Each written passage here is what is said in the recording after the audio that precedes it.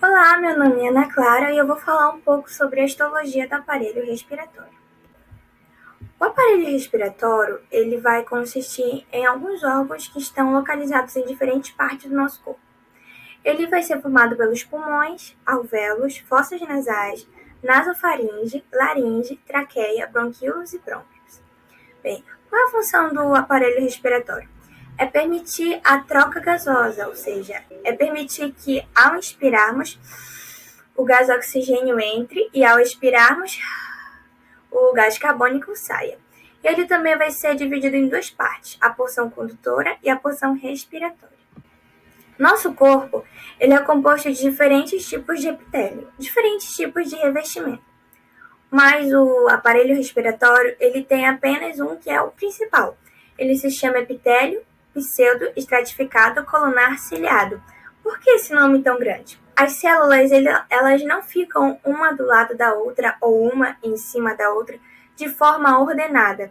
As células que estão aqui, as células que estão aqui, outras que estão aqui. Por isso que ele é um pseudo-estratificado. Ele é colunar porque o formato das suas células são formatos colunares. E ele é ciliado porque na superfície do epitélio há estruturas, os cílios, que vão ser responsáveis por algumas funções dependendo da sua localização. E dentro do epitélio respiratório existem diferentes tipos de células que cada uma vai exercer a sua função própria. Existe a célula colunar ciliada, a célula calciforme, que inclusive ela é muito importante porque ela vai produzir e vai secretar muco. Existem as brush cells, as células basais e as células granulares. E todas as células do epitélio pseudoestratificado, colunar ciliado, elas vão estar apoiadas, por assim dizer, numa estrutura que nós chamamos de lâmina basal. O primeiro componente do aparelho respiratório são as fossas nasais, que são essa região aqui do nariz mais externas. Ela vai ser revestida por uma mucosa com diferentes estruturas e vai ser dividida em três regiões: vestíbulo, área respiratória e área olfatória. O vestíbulo é essa porção anterior, ou seja, essa porção que está mais à frente, mais externa e dilatada. E nessa porção ela também é caracterizada pela presença de pelos, que vão ser responsáveis por reter as partículas estranhas que elas vêm através do ar inspirado. Também nessa região vai ter a secreção das glândulas sudoríparas e sebáceas, que também vão estar auxiliando nessa barreira de penetração. Na parte mais interior, vamos ter a área respiratória, que vai ser essa área maior.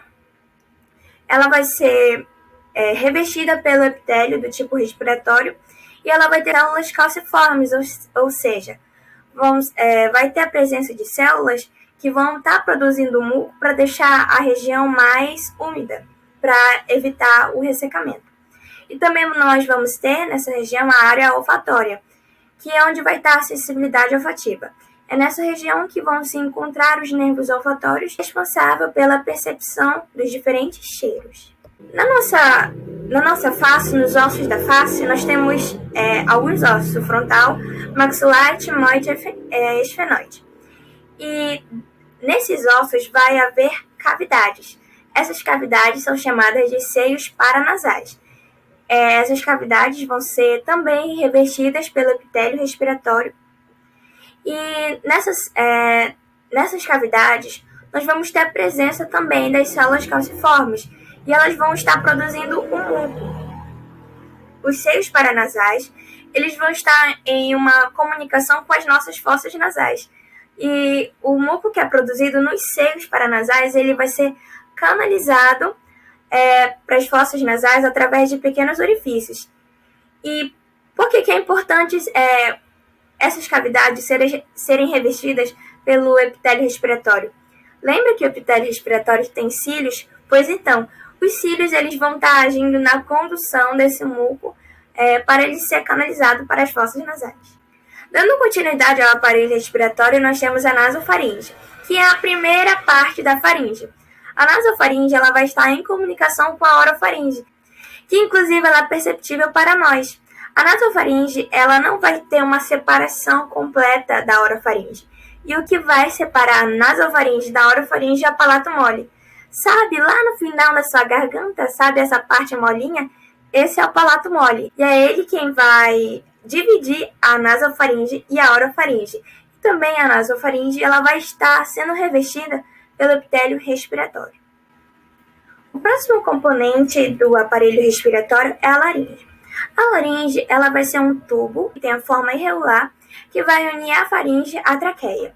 Nesse tubo, ao redor desse tubo, nós vamos ter localizadas várias peças de cartilagem, dentre elas a cartilagem tireoide, cricoide, aritenoide. E essas cartilagens elas são do tipo hialina, ou seja, elas são mais resistentes. E as demais cartilagens são elásticas.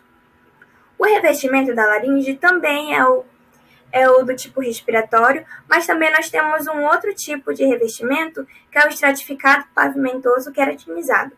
Por que estratificado? Por que pavimentoso? Pavimentoso porque as células estão bem juntinhas uma do lado da outra, e estratificado porque nós temos células uma em cima da outra, e queratinizado porque essas células, obviamente, têm uma porcentagem de queratina. Então, na mucosa da laringe, nós vamos também ter a presença de duas estruturas, ou melhor, dois pares de pregas. São as pregas vestibulares, também chamadas de falsas pregas, e as pregas vocais, que são responsáveis pela nossa fonação. Dando seguimento à laringe, nós temos a traqueia. A traqueia, ela também ela vai ser como um tubo, mas esse tubo vai se ramificar em dois ramos. Esses ramos nós chamamos de brônquios pulmonares. Ele também vai ser revestido pelo epitélio do tipo respiratório. Na traqueia, nós também temos a presença das células calciformes, que vão estar produzindo muco. E para que esse muco serve? Esse muco ele vai agir justamente como uma barreira contra o pó que é inspirado. Você já ouviu falar do reflexo da tosse? Sabe quando você tem aquela vontade horrível de tossir?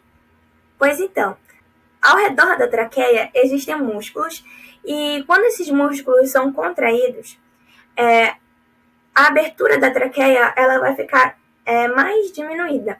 Então, quando a pessoa ela expira, por conta desse estreitamento da traqueia, o ar vai sair com mais facilidade, ele vai sair de uma forma mais rápida.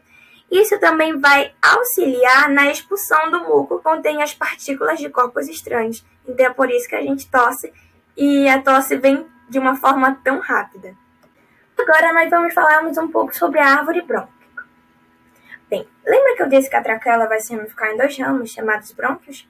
Pois bem, esses brônquios eles vão entrar no pulmão através do hilo, e nessa região também nós temos a presença de muitas artérias e veias, que são responsáveis por levar o sangue rico em oxigênio e o sangue empobrecido em oxigênio.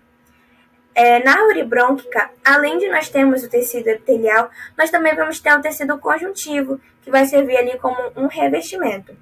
Então, quando os brônquios eles vão adentrar no pulmão, eles vão começar a se ramificar e eles vão começar a se dividir por todas as direções, seja para cima, para baixo, para fora. Então, é por isso que ela é chamada árvore brônquica, porque realmente se assemelha ao aspecto de uma árvore. O brônquio ele também vai conter uma mucosa e ele também vai ser formado, revestido pelo epitélio do tipo respiratório. Além do epitélio respiratório, nós também temos um outro tipo de epitélio, que é chamado cilíndrico simples ciliado, ou seja, as células têm o formato cilíndrico e vai ter só apenas uma camada dessas células, e essas células na superfície elas também vão ter cílios, que vão também ser responsáveis pela condução do muco. Os brônquios eles também vão até mesmo ser compostos por fibras elásticas. Eles também vão ter uma camada muscular lisa que vai circuncidar os brônquios. E também nós vamos ter a presença de glândulas seromucosas. É muito importante nós observarmos que o aparelho respiratório ele é um aparelho que sempre vai possuir essa mucosa justamente para proteger, para estar atuando como uma barreira contra micro-organismos. Agora vamos falar um pouquinho sobre os brônquios. Os brônquios, eles também são conhecidos como a raiz do pulmão. Então, cada brônquio, ele vai adentrar um lado do pulmão. Então, esses brônquios, eles vão começar a se dividir diversas vezes e eles vão ficando cada vez menores. Existem, primeiramente, o que nós chamamos de brônquios primários, E esses brônquios primários eles vão se dividir formando os brônquios secundários, terciários e, por fim, os brônquios terminais. Então, os brônquios eles vão se dividir até formar os brônquios terminais. E lá nos brônquios terminais vão se ramificar ainda mais, formando os bronquíolos respiratórios. Então, os bronquíolos respiratórios vão ser responsáveis justamente por essa troca gasosa. É nesta região que vai se iniciar a porção respiratória. Então, nos bronquíolos respiratórios vão estar presentes os ductos alveolares, os sacos alveolares e os alvéolos. Nos bronquíolos, além do epitélio respiratório, nós também vamos ter dois tipos de epitélio. O epitélio cúbico simples ciliado, ou seja, nós só temos uma camada de células, elas são cúbicas e elas possuem cílios. O epitélio cúbico simples, que são células cúbicas sem cílios. Vamos falar agora um pouquinho sobre os sacos alveolares e os alvéolos. Bem, o ducto alveolar, que é uma região condutora, ela vai terminar em um alvéolo, ou melhor, em sacos alveolares. E os sacos alveolares vão agrupar vários alvéolos. E os alvéolos e os sacos alveolares, eles que vão ocupar a maior parte do volume pulmonar. Os alvéolos, eles são como pequenas bolsas, como se fossem favos de mel, e eles vão ser divididos pelos septos alveolares. E esses septos alveolares, eles são formados por células especiais chamadas pneumócitos. Nós também vamos ter a presença do fluido alveolar, que também vai estar auxiliando para evitar o colapsamento dos alvéolos. Agora vamos falar um pouco sobre a pleura. O que é a pleura? A pleura é uma serosa que envolve o pulmão. E o que é uma serosa? A serosa é como se fosse uma membrana formada por camadas de células. Então, essa serosa ela vai ser formada por dois folhetos, por duas camadas, que são chamadas de parietal e visceral. Esses folhetos eles vão ser constituídos por mesotélios, que é uma camada de células especial, e camadas do tecido conjuntivo. Entre esses dois folhetos, existe um espaço chamado cavidade pleural. E dentro dessa cavidade vai haver um líquido que vai agir como um lubrificante.